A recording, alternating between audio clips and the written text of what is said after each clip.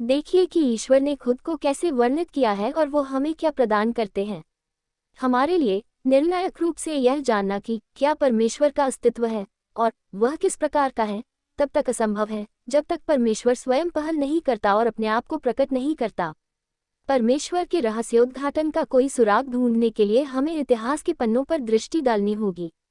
इसका एक स्पष्ट चिन्ह है। 2000 साल पहले पैलेस्टाइन के एक अव्यस्त गांव के अस्तबल में एक बच्चे का जन्म हुआ। आज पूरा संसार यीशु मसीह के जन्म का उत्सव मना रहा है और सही कारण से उनके जीवन ने इतिहास का मार्ग बदल दिया।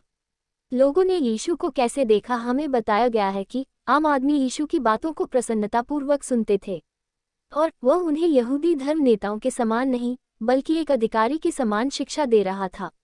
मगर जल्द ही यह स्पष्ट हो गया कि वह अपने बारे में बहुत ही चौंकाने वाला और चमत्कारिक बयान दे रहा था। उसने अपने आप को विलक्षण शिक्षक और पैगंबर से ज्यादा महान बताया। उसने साफ शब्दों में कहा कि वह परमेश्वर है। उसने अपनी शिक्षा में अपनी पहचान को मुख्य मुद्दा बनाया। अपने अनुयायियों से यीशु ने सबसे महत्वपूर्ण प्रश्न पूछा, और तुम क्या कहते हो कि मैं कौन हूँ? तब शमौन पतरस ने उत्तर दिया कि तू जीवते परमेश्वर का पुत्र मसीह है। ये सुनकर यीशु मसीह हैरान नहीं हुआ, नहीं उसने पतरस को डांटा। उसके विपरीत यीशु ने उसकी सराहना की। यीशु मसीह अक्सर मेरे पिता कहकर परमेश्वर को संबोधित करते थे और उनके सुनने वालों पर उनके शब्दों का पूरा प्रभाव पड़ता था। हमें बताया गया है, इस कारण यहूदी और भी अधिक उसको मार डालने का प्रयत्न करने लगे, क्योंकि वह न केवल सबत विश्राम दिन के दिन की विधि को तोड़ता परंतु परमेश्वर को अपना पिता कहकर अपने आप को परमेश्वर के तुल्य ठहराता था। एक दूसरे अवसर पर उन्होंने कहा, मैं और मेरे पिता एक हैं। उसी समय यहूदियों ने उसे पत्थर मारना चाहा। यीशु मसीह ने उनसे पूछा कि उसके किस अच्छे कामों के लिए वे उसे यीशु को पत्थर मारने के लिए प्रेरित हुए।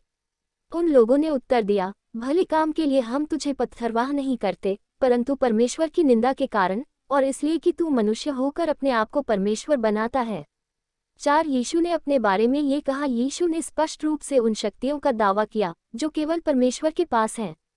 जब एक लकवा मारा हुआ व्यक्ति छत से उतारा गया ताकि वह यीशु के द्वारा चंगा हो सके, यीशु ने कहा, पुत्र, तुम्हारे पापों से तुम्हें क्षमा कर दिया गया है। ये सुनकर धर्मशास्त्रियों ने तुरंत प्रतिक्रिया व्यक्त की कि ये व्यक्ति इस तरह की बातें क्यों कर रहा है? वह परमेश्वर का अपमान कर रहा है। परमेश्वर के सिवा कौन पापों को क्षमा कर सकता है? तब यीशु ने उनसे कहा, कौन सा आसान है, इस लकवे से पीड़ित आदमी को कहना कि तुम्हारे पाप क्षमा हो गए हैं, या उठो और चलो? यीशु ने आगे बोला, परंतु जिससे तुम जान लो कि मुझको पृथ्वी पर पाप क्षमा करने का भी अधिकार है। उसने उस लकवे के रोगी से कहा, मैं तुझसे कहता हूँ, उठ, अपनी खाट उठाकर अपने घर चला जा। वह उठा और तुरंत खाट उठाकर सबके सामने से निकलकर चला गया। इस पर सब चकित हुए। यीशु ने इस तरह के बयान भी दिए, मैं इसलिए आया कि वे जीवन पाएं और बहुतायत से पाएं। 5 और जगत की ज्योति मैं हूँ। 6 और उसने कई बार यह कहा कि जो कोई उस पर विश्वास करेगा, यीशु उन्हें अनंत जीवन देगा और उस पर दंड की आज्ञा नहीं होती, परंतु वह मृत्यु से पार होकर जीवन में प्रवेश कर चुका है। 7 और मैं उन्हें अनंत जीवन देता हूँ, वे कभी नष्ट न होंगे। 8 उन महत्वपूर्ण क्षणों में जब यीशु की जिंदगी दांव पर लगी थी, इस तरह के दावा करने के लिए महायाजक ने उससे सीधा सवाल किया, क्या तू उस परम धन्य का पुत्र मसीह है? हाँ, मैं हूँ, यीशु ने कहा। और तुम मनुष्य के पुत्र को सर्वशक्तिमान की दाहिनी ओर बैठे और आकाश के बादलों के साथ आते देखोगे। तब महायाजक ने अपने वस्त्र फाड़कर कहा, अब हमें गवाहों का और क्या प्रयोजन है? तुमने यह अपमानपूर्ण बातें कहते हुए इसे सुना। 9 यीशु मसीह का परमेश्वर से संबंध इतना गहरा था कि उसने एक मनुष्य के उसके प्रति मनोभावों को और परमेश्वर के प्रति उनके मनोभावों को एक बराबर बताया। अतः उसे जानना प्रभु को जानना था। 10 उसे देखना प्रभु को देखना था। 11 उस पर विश्वास करना प्रभु पर विश्वास करना था। 12 उसे ग्रहण करना प्रभु को ग्रहण करना था। 13 उससे बैर रखना प्रभु से बैर रखना था। 14 उसका आदर करना प्रभु का आदर करना था। 15 संभावित स्पष्टीकरण। प्रश्न यह है कि क्या वह सच बोल रहा था? हो सकता है कि यीशु ने झूठ बोला जब उन्होंने अपने आप को परमेश्वर कहा। हो सकता है कि वह जानते थे कि वह परमेश्वर नहीं है और जानबूझकर उन्होंने अपने सुनने वालों को धोखा दिया ताकि अपने शिक्षण को वह एक अधिकार दे सकें। कुछ लोग ऐसा सोचते हैं, परंतु इस तर्क में एक समस्या है।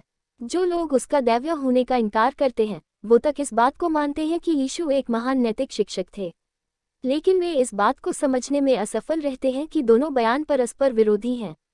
यीशु मसीह महान नैतिक शिक्षक कैसे होते, अगर उनकी शिक्षाओं के सबसे महत्वपूर्ण विषय उनकी पहचान के बारे में वह जानबूझकर झूठ बोलते? जब हम यीशु मसीह के दावों को देखते हैं तो केवल 4 संभावनाएं दिखाई देती हैं। या तो वह झूठे हैं, या मानसिक रूप से बीमार हैं, वह एक दिव्य चरित्र हैं, या फिर सत्य हैं। दूसरी संभावना यह है कि यीशु मसीह ईमानदार थे पर स्वयं को धोखा दे रहे थे। आजकल उस व्यक्ति को जो कि यह सोचता है कि वह भगवान परमेश्वर है, एक नाम से बुलाया जाता है मानसिक रूप से विकलांग। पर जब हम यीशु मसीह के जीवन की ओर देखते हैं तो हमें असामान्यता और असंतुलन का, जो कि एक मानसिक रोगी में होता है, कोई प्रमाण नहीं मिलता, बल्कि हमें यीशु में गहरे दबाव के समय भी असीम धैर्य दिखाई देता है। एक तीसरा विकल्प यह है कि 3रे और 4थे शताब्दियों में यीशु उत्साही अनुयायियों ने उनके कहे हुए शब्दों को बढ़ा चढ़ा के प्रस्तुत किया, और यदि यीशु उन्हें सुनते तो वह चौंक जाते, और यदि वह वापस आते तो वह तुरंत उन्हें अस्वीकार कर देते। ये सही इसलिए नहीं है क्योंकि आधुनिक पुरातत्व इस बात की पुष्टि करते हैं कि मसीह की 4 जीवनियां उन लोगों के जीवन काल में लिखी गई थी जिन्होंने यीशु को देखा, सुना और उसके पीछे चले। इन सुसमाचार के खातों में उन विशिष्ट तथ्यों और विशेषताओं का वर्णन है जिसकी पुष्टि उन लोगों ने की है जो यीशु के प्रत्यक्ष साक्षी थे। विलियम एफ अल्ब्राइट, जो कि अमेरिका के जॉन्स हॉपकिंस विश्वविद्यालय के साथ एक विश्व प्रसिद्ध पुरातत्वविद हैं, ने कहा कि ऐसा सोचने का कोई कारण नहीं है कि किसी भी सुसमाचार को 70 डी ईसा पश्चात के बाद लिखा गया था। मत्ती, मरकुस, लूका और यूहन्ना द्वारा सुसमाचार शुरुआत में ही लिखे जाने के कारण उसका संचलन और प्रभाव अधिक था। यीशु मसीह न तो झूठे थे और न ही मानसिक रूप से विकलांग, न ही उनको ऐतिहासिक सच्चाई से परे निर्मित किया गया था। केवल एक अन्य विकल्प ये हो सकता है कि यीशु मसीह पूर्ण रूप से सच्चे थे जब उन्होंने ये कहा कि वह परमेश्वर हैं। यीशु मसीह परमेश्वर हैं, इसका क्या सबूत है? कोई भी कुछ भी दावे कर सकता है। ऐसे कई लोग हैं जिन्होंने परमेश्वर होने के दावे किए। मैं परमेश्वर होने का दावा कर सकता हूँ, आप भी परमेश्वर होने का दावा कर सकते हैं। पर यदि हम ऐसा करते हैं तो इस प्रश्न का उत्तर हम सभी को देना पड़ेगा। हम अपने दावे को साबित करने के लिए क्या ठोस सबूत या प्रमाण पत्र ला सकते हैं? मेरे बारे में पूछें तो मेरे दावे का खंडन करने में आपको 5 मिनट भी नहीं लगेंगे। आपके दावे का खंडन करने में भी शायद इससे ज़्यादा समय न लगे। पर बात जब नासरत के यीशु मसीह की आती है तब उनके दावे का खंडन करना इतना आसान नहीं है। उनके पास अपने दावे को पूरा करने का प्रमाण पत्र था। उन्होंने कहा, तो चाहे तुम मेरा विश्वास न भी करो परंतु उन कामों का तो विश्वास करो ताकि तुम जानो और समझो कि पिता मुझ में है और मैं पिता में हूँ। 16 यीशु के जीवन की गुणवत्ता, उनका अद्वितीय नैतिक चरित्र उनके दावे से मेल खाता हुआ था। उनकी जीवन शैली इस तरह की थी कि वह अपने शत्रुओं को अपने प्रश्नों द्वारा चुनौती दे सकते थे, तुम में से कौन मुझे पापी ठहरा सकता है? 17 उन्हें चुप्पी मिली, कोई कुछ न बोल सका, जबकि उन्होंने उनको संबोधित किया जिन्होंने उनके चरित्र में दोष ढूंढने की चेष्टा की थी। हम पढ़ते हैं कि यीशु मसीह को शैतान द्वारा प्रलोभित किया गया, पर हमने कभी भी उनसे कोई पाप करने की स्वीकारोक्ति नहीं सुनी। उन्होंने कभी भी क्षमा याचना नहीं की, हालांकि उन्होंने अपने अनुयायियों से ऐसा करने को कहा। यीशु में कोई भी नैतिक विफलता न होने की भावना आश्चर्यजनक है, विशेषतः जब हम ये देखते हैं कि वह उन अनुभवों के बिल्कुल विपरीत है जो संतों और मनीषियों ने पूर्णतया उम्र भर अनुभव किए। नर और नारी जितना परमेश्वर के समीप जाते हैं उतना ही ज्यादा वे अपनी विफलता, असफलता, भ्रष्टाचार और कमियों से अभिभूत होते हैं। एक चमकते हुए प्रकाश के निकट जितना कोई जाए उसे अपने को स्वच्छ करने की आवश्यकता का अधिक एहसास होता है। साधारण मनुष्यों के लिए नैतिक क्षेत्र में ये सत्य है। ये भी उल्लेखनीय है कि यूहन्ना, पौलुस और पतरस, जिनको बचपन से ही पाप की सार्वभौमता पर विश्वास करने का प्रशिक्षण मिला था, उन सभी ने यीशु मसीह के पाप रहित होने की चर्चा की। न तो उसने पाप किया और न उसके मुंह से छल की कोई बात निकली। 18 पिलातुस ने भी, जिसने यीशु मसीह को मृत्युदंड सुनाया, ये पूछा, इसने ऐसा क्या पाप किया है? भीड़ की बात सुनने के बाद पिलातुस ने ये निष्कर्ष निकाला, मैं इस धर्मी के लहू से निर्दोष हूँ, तुम लोग जानो। भीड़ निर्दयतापूर्वक यीशु को क्रूस पर चढ़ाने की मांग करती रही, परमेश्वर निंदा के लिए, परमेश्वर होने का दावा करने के लिए। रोमी सेना नायक, जिसने यीशु को क्रूस पर चढ़ाने में हाथ बटाया था, कहा, सचमुच ही परमेश्वर का पुत्र था। 19 यीशु मसीह ने बीमारों को चंगा किया। यीशु ने निरंतर अपनी शक्ति, सामर्थ्य और करुणा का प्रदर्शन किया। उन्होंने लंगड़ों को चलाया, गूंगों से बुलवाया और अंधों को दिखाया, और अनेक रोगियों को चांगई दी। उदाहरण स्वरूप, एक भिखारी जो जन्म से अंधा था और जिसको सब पहचानते थे, आराधनालय के बाहर बैठता था। यीशु मसीह से चंगाई पाने के बाद धार्मिक अधिकारियों ने भिखारी से यीशु के बारे में पूछताछ की। तब उसने कहा, एक चीज मैं जानता हूँ, मैं अंधा था पर अब मैं देख सकता हूँ। उसने ऐलान किया। उसे आश्चर्य हो रहा था कि इन धर्म के प्राधिकारियों ने इस आरोग्य करने वाले को परमेश्वर के पुत्र के रूप में कैसे नहीं पहचाना। जगत के आरंभ से यह कभी सुनने में नहीं आया कि किसी ने जन्म के अंधे की आंखें खोली हो, उसने कहा। 20 उसके लिए यह प्रमाण स्पष्ट था, प्रकृति को नियंत्रित करने की उनकी क्षमता। यीशु मसीह ने प्रकृति पर एक अलौकिक शक्ति का प्रदर्शन किया। केवल शब्दों द्वारा उन्होंने गलील के समुद्र पर तेज हवाओं और लहरों वाले तूफान को शांत किया। जो नावों पर सवार थे वे अचंभा करके आपस में पूछने लगे, ये कौन है कि आंधी और पानी भी उसकी आज्ञा मानते हैं। 21 एक विवाह में उन्होंने पानी को दाखरस में बदल दिया। उन्होंने 5000 लोगों की भीड़ को 5 रोटियों और 2 मछलियों से खाना खिलाया। उन्होंने एक दुखी विधवा के इकलौते बेटे को मृत से जीवित कर दिया। लाजर, यीशु का मित्र, मर गया था और 4 दिनों तक वह कब्र में था। फिर भी यीशु ने उसे पुकारा, हे लाजर, निकल आ, और उसे मृत्यु से वापस जीवित कर दिया, और अनेक लोग इसके गवाह थे। ये सबसे महत्वपूर्ण बात है कि उनके शत्रुओं ने इस चमत्कार से इनकार नहीं किया, बल्कि उन्हें मारने का फैसला लिया। यदि हम उसे यूं ही छोड़ दे, उन्होंने कहा, तो सब उस पर विश्वास ले आएंगे। 22 क्या यीशु परमेश्वर है, जैसा कि उन्होंने दावा किया? यीशु मसीह के परमेश्वर होने का सर्वोच्च सबूत उनके मृत होने के बाद उनका पुनरुत्थान, मरे हुओं में से जी उठना है। अपने जीवन काल में 5 बार यीशु ने स्पष्ट रूप से भविष्यवाणी की कि किस विशिष्ट तरीके से उन्हें मारा जाएगा, और इस बात की पुष्टि की कि 3 दिन बाद वह मृत शरीर को छोड़कर फिर जीवित हो जाएंगे। निश्चित रूप से यह एक बड़ा परीक्षण था। यह एक ऐसा दावा था जिसे प्रमाणित करना आसान था। या तो ऐसा होता या फिर नहीं। या तो यह उनकी बताई गई पहचान को सच साबित कर देता या नष्ट कर देता। और आपके और मेरे लिए जो महत्वपूर्ण बात है वो यह है, यीशु के पुनरुत्थान से या तो इन बातों की पुष्टि होती या ये बयान उपहास बन जाते, मार्ग और सच्चाई और जीवन में ही हूँ, बिना मेरे द्वारा कोई पिता के पास नहीं पहुँच सकता। 23 जगत की ज्योति मैं हूँ, जो मेरे पीछे हो लेगा वह अंधकार में न चलेगा परंतु जीवन की ज्योति पाएगा। 24 और जो मुझ पर विश्वास करेगा मैं उन्हें अनंत जीवन देता हूँ। 25 तो इस प्रकार अपने ही शब्दों में उन्होंने ये प्रमाण दिया, मनुष्य का पुत्र मनुष्यों के हाथ में पकड़वाया जाएगा और वे उसे मार डालेंगे और वह मरने के 3 दिन बाद जी उठेगा। 26 यीशु मसीह कौन है? अगर यीशु मरे हुओं में से जीवित हुए तो जो कुछ उन्होंने कहा कि वह हमें प्रदान करते हैं वह उसे पूरा कर सकते हैं। इसका अर्थ ये हुआ कि वह निसंदेह पापों को क्षमा कर सकते हैं, हमें अनंत जीवन दे सकते हैं और इस जीवन में हमारा मार्गदर्शन कर सकते हैं। वह परमेश्वर हैं, इसलिए अब हम जान गए हैं कि परमेश्वर कैसा है और हम उसके निमंत्रण को स्वीकार कर सकते हैं उन्हें व्यक्तिगत रूप से और हमारे लिए उनके प्रेम को जानने के लिए। कहना आसान होता है, दावे कोई भी कर सकता है, पर बात जब नासरत के यीशु मसीह की आती है, उनके पास अपने दावे का समर्थन करने के पूरे प्रमाण थे। दूसरी ओर, अगर यीशु मसीह मरे हुओं में से नहीं जी उठे तो मसीही धर्म की कोई वैधता या वास्तविकता नहीं है। इसका मतलब ये सब झूठ है और यीशु केवल एक आम आदमी थे जो कि मर चुका है।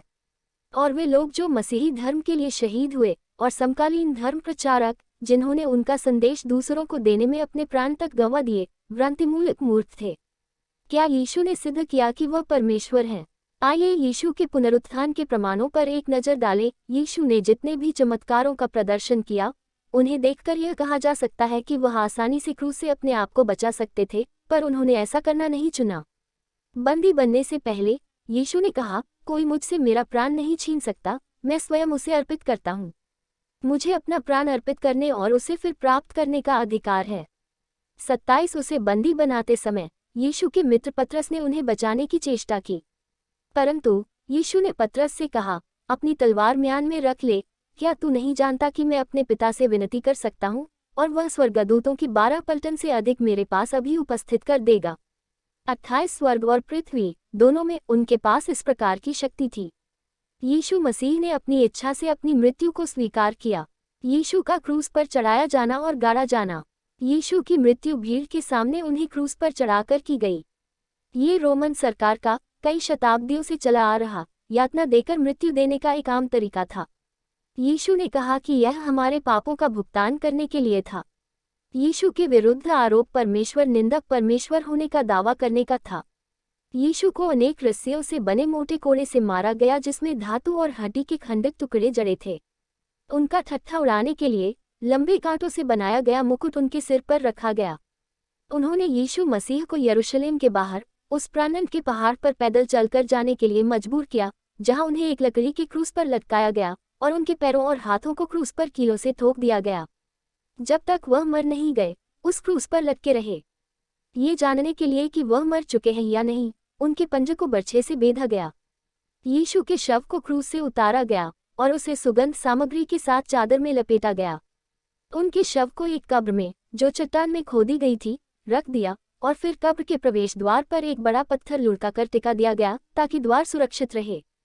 सब जानते थे कि यीशु ने कहा था कि वह 3 दिन बाद मृत शरीर से जीवित हो उठेंगे। अतः उनकी कब्र पर प्रशिक्षित रोमन सैनिक पहरेदारों को तैनात कर दिया गया। उन्होंने कब्र के बाहर एक सरकारी रोमन मुहर लगा दी ताकि यह घोषित हो सके कि यह सरकारी संपत्ति है। 3 दिन बाद वह कब्र खाली थी। इन सब के बावजूद 3 दिन बाद वह पत्थर जो कि कब्र को सीलबंद कर रहा था, कब्र से कुछ दूर एक ढलान पर पाया गया। यीशु का शरीर वहां नहीं था। कब्र में केवल चादर पड़ी थी, बिना शव के। इस बात पर ध्यान देना आवश्यक है कि यीशु के आलोचक और अनुयायी दोनों मानते हैं कि कब्र खाली थी और उनका शरीर गायब था। शुरुआत में इस स्पष्टीकरण को परिचालित किया जा रहा था कि जब पहरेदार सो रहे थे तब उनके शिष्यों ने उनका शरीर चुरा लिया था। पर यह तथ्यहीन लगता है क्योंकि रोमन सेना के प्रशिक्षित पहरेदारों का इस प्रकार पहरे के समय सो जाना मृत्युदंड के अपराध से कम नहीं था। इसके अलावा प्रत्येक शिष्य को अकेला करके और विभिन्न भौगोलिक स्थानों में यातना दी गई और शहीद किया गया, इस दावे के लिए कि यीशु जीवित थे और मरे हुओं में से जी उठे थे। पर वे अपने दावों से नहीं पलटे। कोई भी इंसान उस सच्चाई के लिए मरने के लिए तैयार होता है जिसको वह सच मानता है, चाहे वह वास्तव में झूठ हो, परंतु वह उस बात के लिए नहीं मरना चाहता जो वह जानता है कि झूठ है। यदि कोई ऐसा समय है जब एक इंसान सत्य बोलता है, तो वह उसकी मृत्यु की निकटता के समय पर होता है। हर शिष्य अंत तक यीशु के जी उठने का प्रचार करता रहा। हो सकता है कि प्राधिकारियों ने यीशु के शरीर को वहां से हटा दिया हो, पर यह भी एक कमजोर संभावना है। उन्होंने यीशु को क्रूस पर चढ़ाया ताकि वे लोगों को उन पर विश्वास करने से रोक सकें। अगर उनके पास यीशु का शरीर शव होता तो वे उसे यरूशलेम के नगर में उसका परेड करते। एक ही बारी में वे सफलतापूर्वक मसीही धर्म को दबाने में कामयाब हो जाते। कि उन्होंने ऐसा नहीं किया, यह इस बात की महान गवाही देता है कि उनके पास यीशु का मृत शरीर नहीं था। एक दूसरा मत यह है कि महिलाएं, जिन्होंने सबसे पहले यीशु की खाली कब्र को देखा, व्याकुल और दुख से अभिभूत होकर सुबह के धुंधलेपन में अपना रास्ता भूलकर गलत कब्र में चली गई हों। अपनी पीड़ा में उन्होंने कल्पना कर ली कि यीशु पुनः जीवित हो गए हैं क्योंकि कब्र खाली थी। पर इस बात में भी संदेह है क्योंकि यदि औरतें गलत कब्र में चली गईं, तो महायाजकों और धर्म के दूसरे दुश्मनों ने सही कब्र पर जाकर यीशु का शरीर क्यों नहीं दिखाया। एक अन्य संभावना कुछ लोगों के अनुसार बेहोशी का सिद्धांत है। इस सिद्धांत के अनुसार यीशु वास्तव में मरे ही नहीं, उन्हें भूल से मृत माना गया था और वास्तव में थकान, दर्द और खून की कमी के कारण वह बेहोश हो गए थे और कब्र में ठंडक होने की वजह से उनमें चेतना लौट आई। इस हिसाब से आपको इस तथ्य को अनदेखा करना होगा कि उसके पंजे को बर्छे से बेधा गया था ताकि यह सिद्ध किया जा सके कि वह मर चुका था। कोई भी इंसान उस सच्चाई के लिए मरने के लिए तैयार होता है जिसको वह सच मानता है, चाहे वह वास्तव में झूठ हो, परंतु वह उस बात के लिए नहीं मरना चाहता जो वह जानता है कि झूठ है। लेकिन आइए हम एक क्षण के लिए यह मान लें कि यीशु को जिंदा गाड़ा गया और वह बेहोश थे। तो क्या यह विश्वास करना संभव है कि 3 दिन तक वह बिना भोजन या पानी के या किसी भी प्रकार की देखभाल के एक नम कब्र में जीवित रहे होंगे? क्या उनमें इतनी ताकत थी कि अपने आप को कब्र के कपड़े से बाहर निकाले, भारी पत्थर को कब्र के मुंह से हटाएं, रोमन पहरेदारों पर विजय पाएं और मीलों तक उन पैरों पर चलकर जाएं जिनको की कीलों से बेधा गया था? इसका कोई तुक नहीं बनता। तो भी केवल खाली कब्र ने अनुयायियों को यह विश्वास नहीं दिलाया कि यीशु वास्तव में परमेश्वर थे। केवल खाली कब्र ही नहीं, केवल खाली कब्र ने उन्हें यह विश्वास नहीं दिलाया कि यीशु वास्तव में मरे हुओं में से जीवित हुए, वह जीवित थे और वह परमेश्वर थे। इन सब बातों ने भी उन्हें विश्वास दिलाया। यीशु कई बार दिखाई दिए, जीवित हाड़ मांस के व्यक्ति के रूप में, और उन्होंने उनके साथ खाना खाया, उनसे बातें की, विभिन्न स्थानों, विभिन्न समय, विभिन्न प्रकार के लोगों के साथ उन्होंने बात की। लूका, सुसमाचार के लेखकों में से एक, ने यीशु के बारे में कहा, उसने अपने आप को बहुत से ठोस प्रमाणों के साथ उनके सामने प्रकट किया कि वह जीवित है। वह 40 दिनों तक उनके सामने प्रकट होता रहा तथा परमेश्वर के राज्य के विषय में उन्हें बताता रहा। 29 क्या यीशु मसीह परमेश्वर हैं? सुसमाचार के चारों लेखक ये बताते हैं कि यीशु को गढ़ने के बाद वह शारीरिक रूप से उन्हें दिखाई पड़े। एक बार जब वह शिष्यों को दिखाई दिए तो थोमा एक शिष्य वहां नहीं था। जब दूसरे शिष्यों ने थोमा को उनके बारे में बताया तो थोमा ने विश्वास नहीं किया।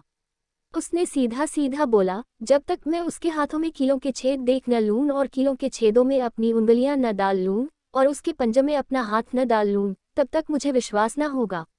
1 सप्ताह बाद यीशु उन्हें फिर से दिखाई दिए। उस समय थोमा भी उनके साथ था। यीशु ने थोमा से कहा, अपनी उंगली डाल और मेरे हाथों को देख, और अपने हाथ लाकर मेरे पंजे में डाल। संदेह करना छोड़ और विश्वास कर। ये सुनकर थोमा ने जवाब दिया, हे मेरे प्रभु, हे मेरे परमेश्वर। यीशु ने उससे कहा, तूने मुझे देखकर मुझ में विश्वास किया है। वे लोग धन्य हैं जिन्होंने बिना देखे विश्वास किया। 30 यीशु आपको क्या प्रदान करते हैं?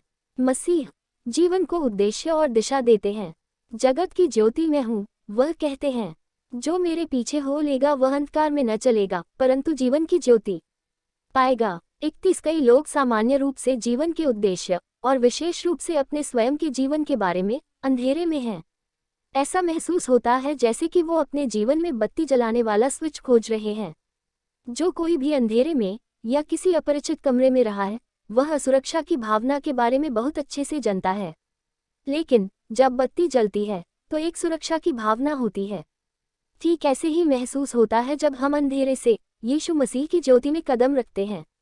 दिवंगत विश्लेषी मनोवैज्ञानिक कार्ल गुस्ताव जंग ने कहा, हमारे समय की सबसे नाजुक समस्या खालीपन है। हम सोचते हैं कि हमारे अनुभव, हमारा ज्ञान, रिश्ते, पैसा, सफलता, कामयाबी, प्रसिद्धि हमें वह आनंद प्रदान करेंगे जिसकी हमें खोज है, पर हमेशा एक खालीपन रह जाता है। ये सब पूरी तरह से संतुष्ट नहीं करती। हम परमेश्वर के लिए बनाए गए हैं और हमें तृप्ति केवल उन्हीं में प्राप्त होगी। यीशु ने कहा, जीवन की रोटी मैं हूँ, जो मेरे पास आता है वह कभी भूखा न होगा और जो मुझ पर विश्वास करता है वह कभी प्यासा न होगा। 32 आप यीशु के साथ एक घनिष्ठ संबंध इसी समय स्थापित कर सकते हैं। आप पृथ्वी पर इस जीवन में परमेश्वर को व्यक्तिगत रूप से जान सकते हैं और मरने के बाद अनंत काल में। यहाँ परमेश्वर का वायदा है जो उसने हमसे किया है, क्योंकि परमेश्वर ने जगत से ऐसा प्रेम रखा कि उसने अपना इकलौता पुत्र दे दिया, ताकि जो कोई उस पर विश्वास करे उसका नाश न हो, परंतु वह अनंत जीवन पाए। 33 यीशु ने हमारे पापों को क्रूस पर अपने ऊपर ले लिया। हमारे पापों के लिए उन्होंने दंड स्वीकार किया, ताकि हमारे पाप उनके और हमारे बीच में दीवार न बन सके। क्योंकि उन्होंने हमारे पापों का पूरा भुगतान किया, वह हमें पूर्ण क्षमा और अपने साथ एक रिश्ता प्रदान करते हैं। यहाँ बताया गया है कि आप इस रिश्ते की शुरुआत कैसे कर सकते हैं। यीशु ने कहा, देख, मैं तेरे हृदय के द्वार पर खड़ा हुआ खटखटाता हूँ। यदि कोई मेरा शब्द सुनकर द्वार खोलेगा तो मैं उसके घर में प्रवेश करूँगा। 34 आप यीशु मसीह को इसी समय अपने जीवन में आमंत्रित कर सकते हैं। आपके शब्द नहीं, केवल आपकी उसके प्रति प्रतिक्रिया मुख्य है। ये जानते हुए कि उसने आपके लिए क्या किया है और क्या कर रहा है, आप उससे कुछ ऐसे कह सकते हैं, यीशु, मैं आप पर विश्वास करता हूँ। मेरे पापों के लिए क्रूस पर मरने के लिए आपका धन्यवाद। मैं चाहता हूँ कि आप मुझे क्षमा करें और अभी इसी समय मेरे जीवन में आइए। मैं आपको जानना चाहता हूँ और आपके पीछे चलना चाहता हूँ। मेरे जीवन में आने के लिए और मेरे साथ इसी समय से एक रिश्ता बनाने के लिए आपका धन्यवाद।